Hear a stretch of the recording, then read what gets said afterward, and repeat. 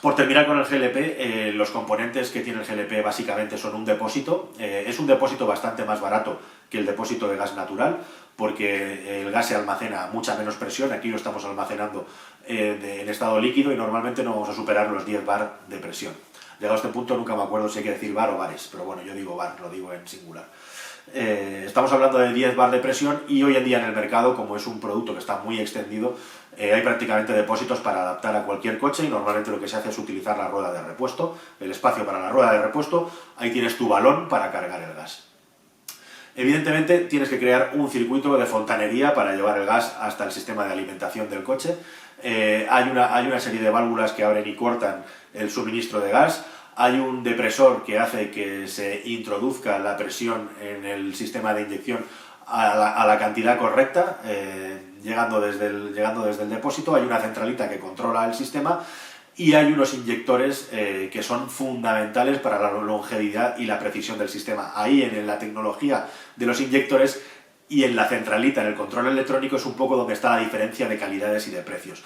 Los que estéis un poco introducidos en el tema sabréis que hay muchísimas marcas italianas, pero las marcas italianas normalmente en general tienen una calidad media baja, mientras que hay otras marcas, sobre todo alguna marca holandesa que podríamos decir que es el top en calidad. ¿Hay sistemas de GLP para inyección directa, para vehículos de inyección directa? Los hay, efectivamente, son más caros.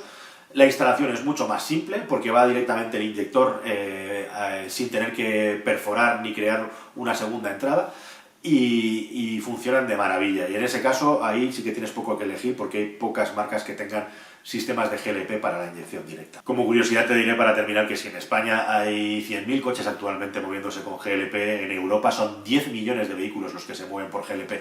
Es decir, aunque a ti esta información te haya llegado ahora de nueva, no es ni mucho menos algo nuevo y desde luego es algo que está aquí y ahora y que se puede aprovechar. Tanto para hacer una conversión como para comprar coches nuevos. Sabréis que la gama de vehículos con GLP que salen de fábrica ya con el GLP ha crecido muchísimo en los últimos años. Hay marcas como Opel o como Fiat que han apostado decididamente por ello. Y ahora además las marcas también se animan al GNC, al gas natural. Así que creo que he hecho un repaso bastante exhaustivo del GLP. Por no ir mezclándolos, vamos a pasar ahora al GNC. Mover los coches por gas natural. Esto es algo que ya se viene haciendo también desde hace muchos años. En Europa no tanto. En Europa sí que tenemos muy buenos ejemplos que son los autobuses movidos por gas natural, que funcionan desde hace muchos años.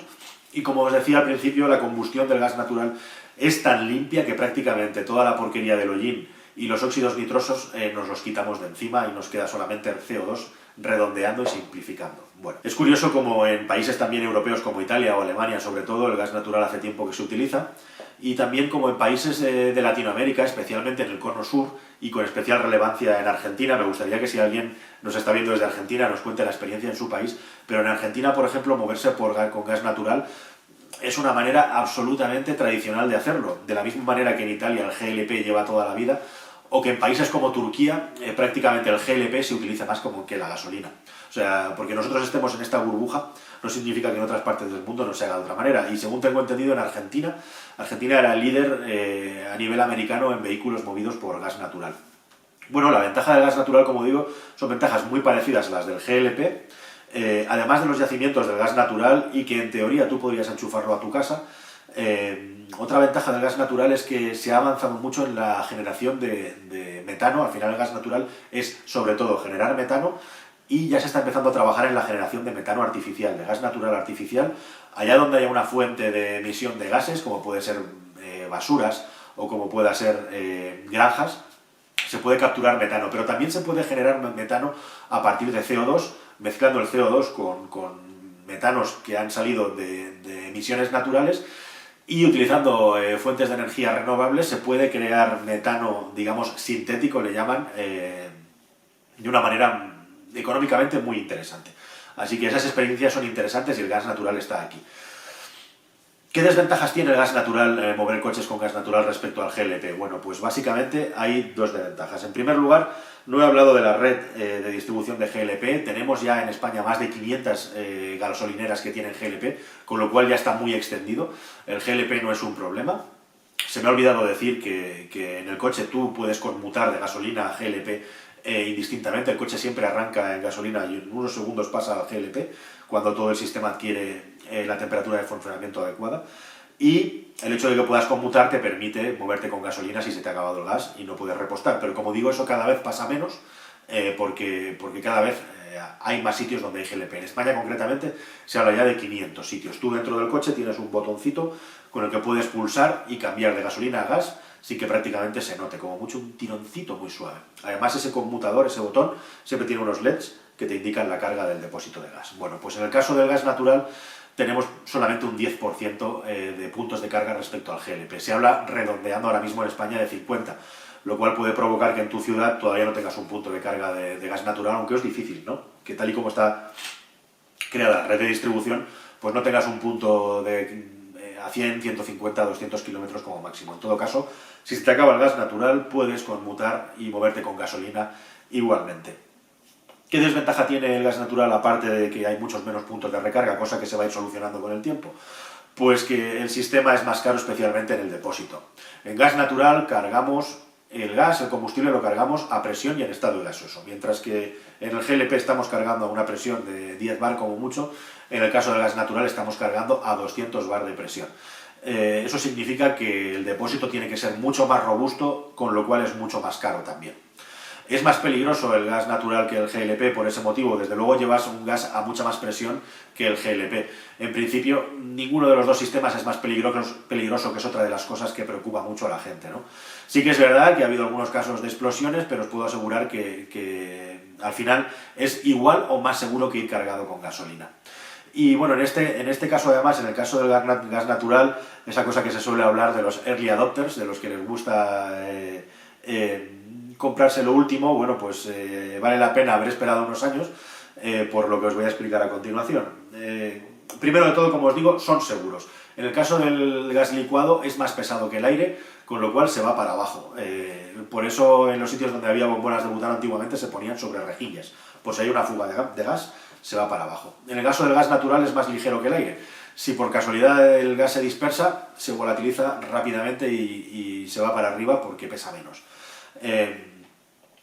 En años anteriores hay un grupo industrial que es el grupo Volkswagen que apostó claramente y ha apostado por el gas natural, dejando el GLP, probablemente por eso, porque la combustión es más limpia y porque en Alemania se está promoviendo, y hubo casos de explosiones en la estación de repostaje con gas natural. Se tuvo que llamar a revisión a un montón de coches del grupo Volkswagen que tenían ese problema, se solucionó y ya nunca más se ha salido de problemas con este tipo de sistema, con lo cual puedes estar seguro de que a día de hoy no hay peligro de explosión porque está todo más que comprobado.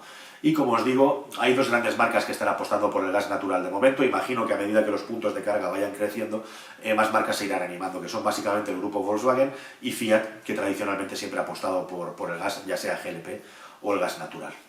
Así que muy bien, bueno, pues el gas natural, como os digo, tiene una combustión en principio, si hablamos de gases sucios resultantes, más limpia todavía que el GLP, aunque ambos son extraordinariamente limpios, y también en emisiones de CO2 están en el pico, en la cima, en lo que se refiere a ventaja respecto a motores movidos por gasolina y motores movidos por diésel.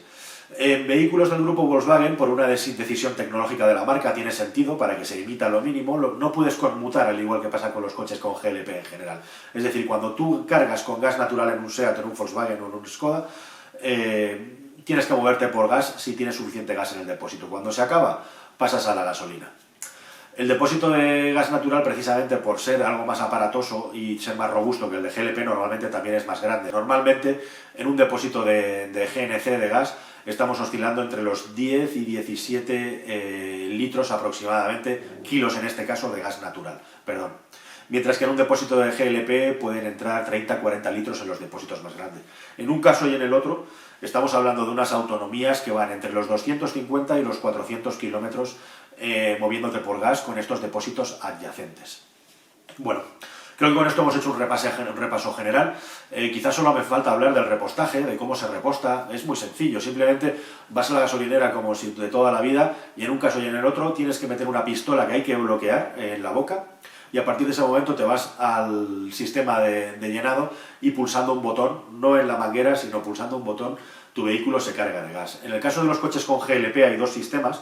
hay un sistema europeo que está homologado, pero también hay otro sistema, y en el caso de que la boca de carga de tu coche no tenga el mismo diámetro que la boca de carga de la gasolinera, siempre llevas en el coche un adaptador que lo enroscas, simplemente es enroscarlo, se parece al silenciador de una pistola, si eres un poco peliculero, bueno, lo enroscas y ya puedes conectar tu pistola de GLP. Al principio es un poco engorroso, tienes que hacer un poco de presión y cerrar un seguro para que la pistola quede bien apretada, pero se prende enseguida. Y a partir de ahí te quedas pulsando y la recarga, tanto en un caso como en el otro, se completa en escasos minutos. En el caso del gas natural a lo mejor son 5 minutos, en el caso del GLP no creo que sea ni la mitad. Bueno, y con esto creo que he hecho un repaso bastante atropellado, pero bastante completo de lo que es el uso de estos dos combustibles, sus pros y sus contras. Por supuesto tienes que hacer números. Si quieres moverte en un vehículo que emite poco en ciudad, es tu decisión y es una elección excelente. Tienes la ventaja de que el GLP te añade el incentivo de que puedes tener un deportivo o un coche con mucha potencia, que además puedes convertir a un coche ecológico, tal y como está la normativa. Y por eso además el GLP es para mucha gente, es para la gente que quiere ahorrar mucho a la hora de conducir, para la gente que está concienciada con la ecología o ambas cosas, y para gente también que, sin ser incompatible con estas cosas, quiere o tiene un coche muy potente y le parece que no puede pagar lo que le costaría la gasolina, el consumo del vehículo. Y lo cierto es que en estos últimos años de crisis ha habido vehículos de gasolina muy potentes que estaban regalados. Entonces era un pastelito interesante comprarte una máquina con 400 o 500 caballos que si te gastas el dinero que te ahorras comprándolo tan barato, pues lo tienes en Bifuel y puedes disfrutar de un maquinón con 300, 400 o 500 caballos repostando a 70 céntimos o menos, con lo cual es un caramelito interesante, ¿no? Al margen de eso, como digo, son dos excelentes opciones. Y quería terminar simplemente contándoos que cada vez en las gasolineras vamos a tener más combustibles alternativos aparte de la gasolina y el gasoil. El GNC y el GLP van a llegar para quedarse muchos años, pero la cosa no se va a terminar ahí, todavía van a llegar más combustibles alternativos y sobre eso os hablaré en entradas más adelante, ¿de acuerdo?